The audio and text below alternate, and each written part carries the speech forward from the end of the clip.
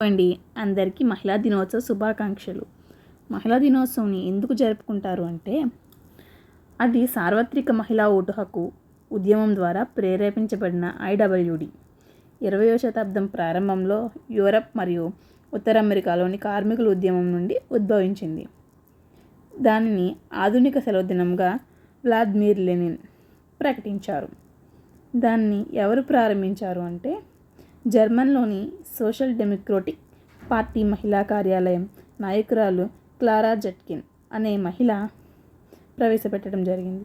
ప్రతి సంవత్సరంలో దేశంలో ఒకే రోజు మహిళా దినోత్సవంగా జరుపుకోవాలని ఆమె ప్రతిపాదించింది.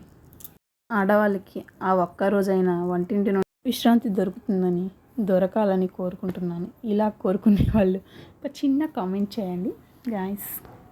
పేరుకే మహిళల దినోత్సవం, కానీ ఆ రోజు మరింత శ్రమ పెడుతూ ఉంటారు ఇంట్లో ప్రతి ఒక్కరిని. ఒక స్త్రీ ప్రతి రంగంలోనూ దూసుకు వెళ్తుంది. ప్రతి వయసులోనూ ఆడదాని అవసరం ఉంటుంది. తల్లిగా, భార్యగా, కూతురుగా, చెల్లిగా, స్నేహితురాలుగా.